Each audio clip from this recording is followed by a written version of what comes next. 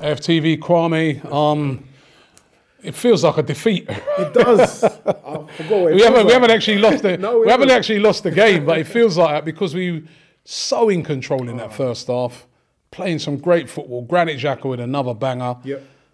Second half, even the second half, like, you know, doing all right, chances. Jesus missed one, and then they get one back. Yeah. And then he just turns it. Yeah, completely turns it. It's a game of two halves, and it's funny that you said during the watch along, you said, it's football, and it is. And I had to take a moment to actually just conduct myself, because what I was going to say to what I'm going to say now is two completely different things. We dominated the game first half. We played some beautiful football. We was all impressed. We had the chances to see out the game, more or less, and finish it off, kill the game. And this is what I'm saying. Going back to what our manager said, he wants us to be ruthless. That game there should be a lesson to the young players in terms of you've got to finish off your games, you've got to finish off your chances, because you never know what's around the corner. Odegaard had that perfect opportunity, and I said, you look at KDB yesterday, how he got one touch out and then in the back of the net. Odegaard, he's good enough to do that.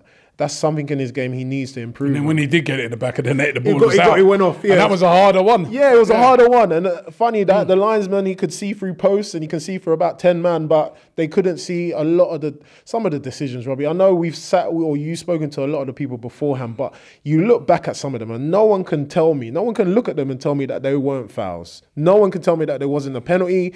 That, what's his name, Lianco or whatever, the right back? He put his hand to Nketiah. He's elbowing Gabriel Jesus.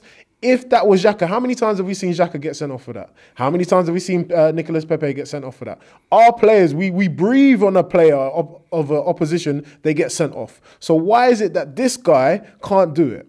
And then the thing is, what I want now, Robbie, this is what I want as an Arsenal fan, or to be honest, as a football fan.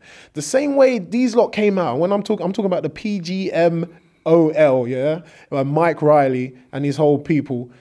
They came out and they apologised to Everton. They apologized, a personal apology to Frank Lampard, and they said, we're sorry, Frank. I want the same thing for our team. I want them to apologise to Arsenal Football Club and to Mikel Arteta, because that was a robbery.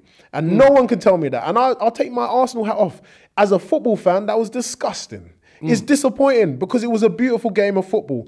And you doing that, you sticking to the rules in terms of sending a man off and he's the last man, red card, that changes the whole scope of the game.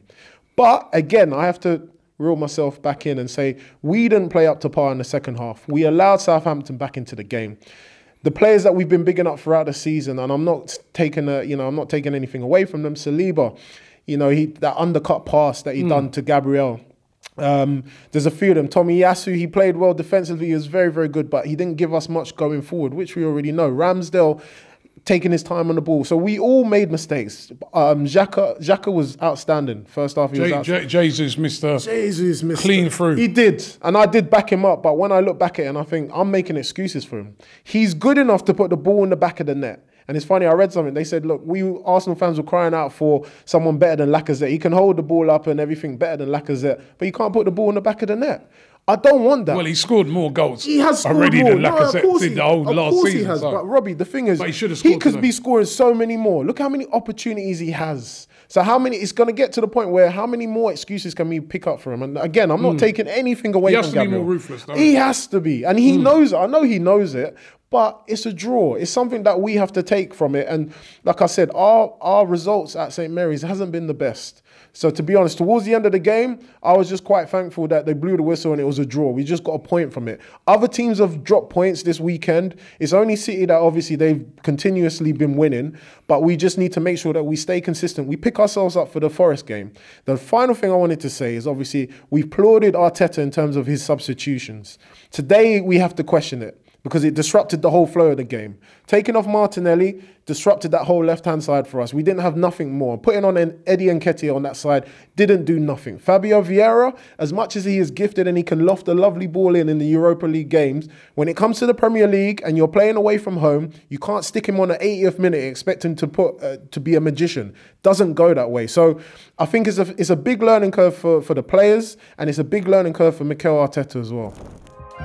Shop for AFTV merch at shop.aftv.co.uk. Subscribe to us on YouTube. Follow us on Instagram, Facebook, Twitter, TikTok, Snapchat, and Twitch. We've got content for every platform, so check it out.